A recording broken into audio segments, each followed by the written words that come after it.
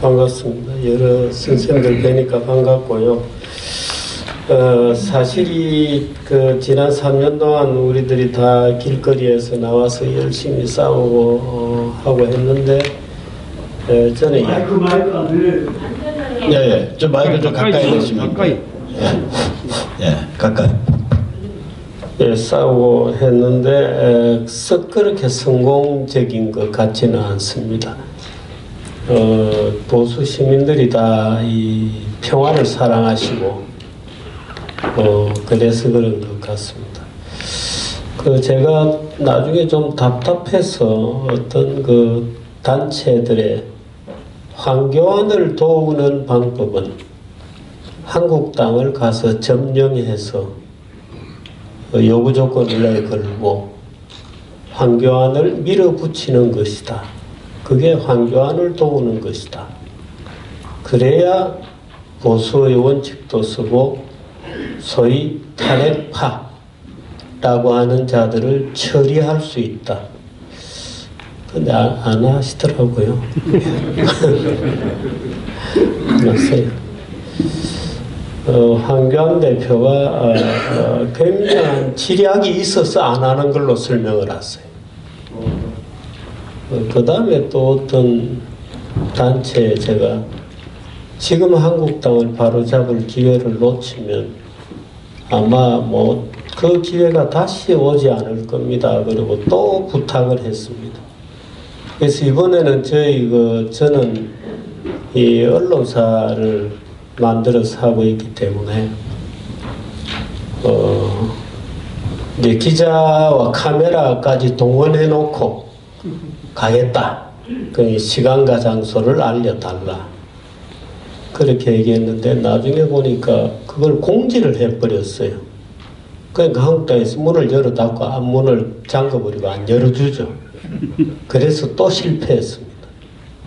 그리고 이제 지금 유승민이가 조선일보가 마치 한국당을 안방처럼 차지하고 앉아서 저 난리를 피죠. 그러니까 해먹기 어려워요.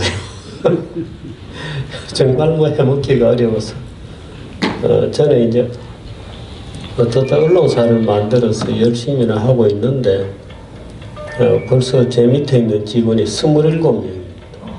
27명이나 되었어요.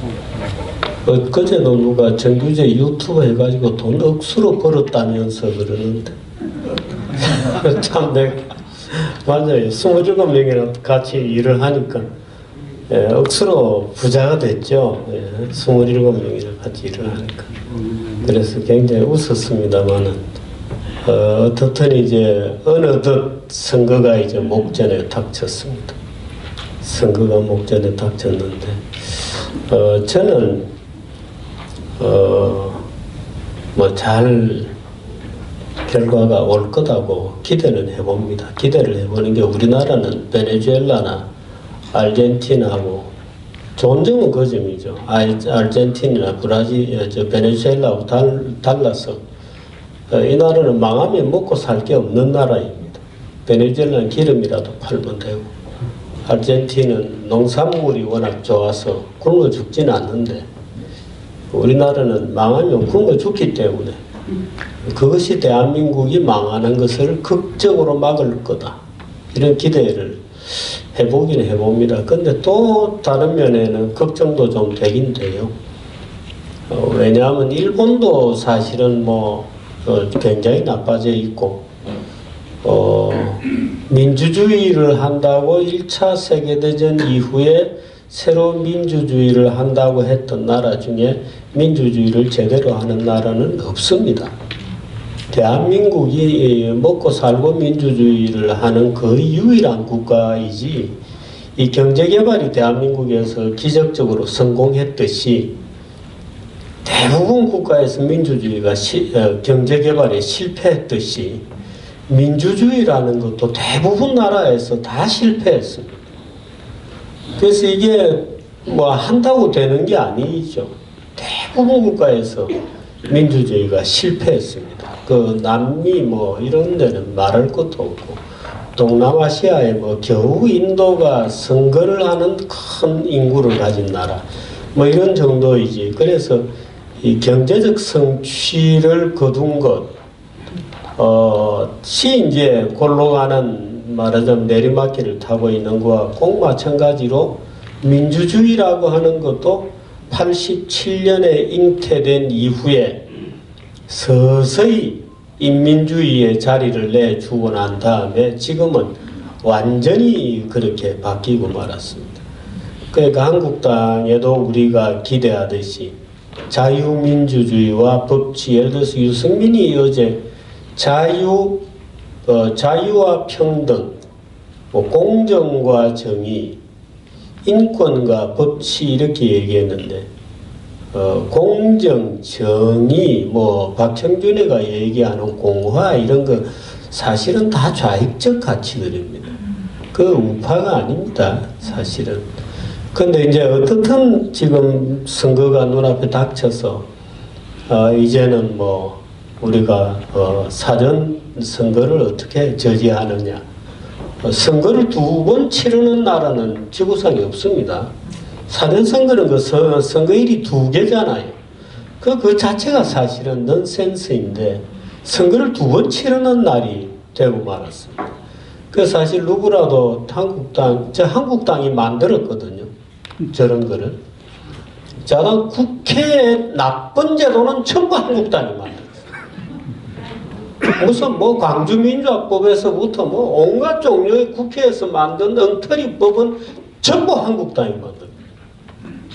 그 저 지경이 사전 선거도 한국당이 뭐 한국당이 만들지 않아 악청이 없다고 할 정도로 한국당이 많이 만들어 놨는데 그러 놓으니까 자기들이 이제 와서는 사전 선거 없애자고 얘기를 못 하는 겁니다. 이제 저런 식으로 돼 있어서 어떻든 남아 있는 대한민국을 지키는 전사는 여러분들밖에 없어서 그렇습니다.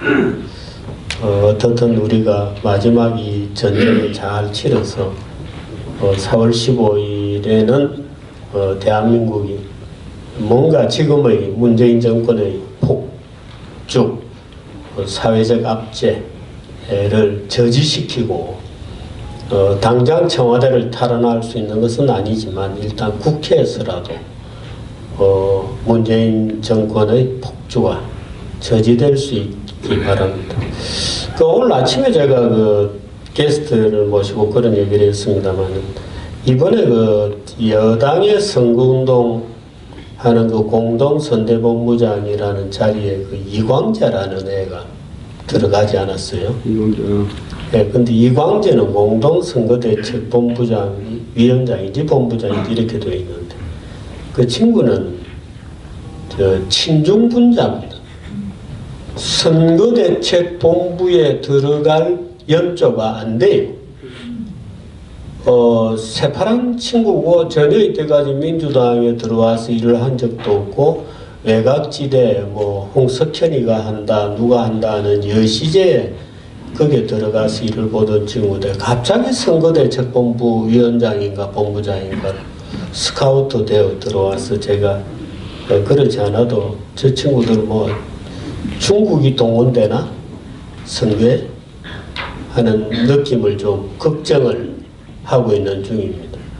촛불 시위에도 걔들이 많이 나왔대잖아요. 서울에 있는 중국 학생이 7만 명 중에 5만 명이 공산당 청년 공청조직에 소속된 학생이라고 하니까 한국에 있는 중국 학생 7만 명 중에 5만 명이 이번 선거를 앞두고 또 뭘 하려고 하는지 갑자기 이광재가 튀어들어와서 선거위원장을 공동위원장을 한다는 얘기를 듣고 사실은 깜짝 놀랐습니다만 어떻든 선거 도둑질 맞지 않게 일사불란하게 우리가 막지 않으면 못 막습니다. 그래서 그런 노력을 다 함께 기울여 가십시다 하는 인사 말씀을 대신하겠습니다. 고맙습니다.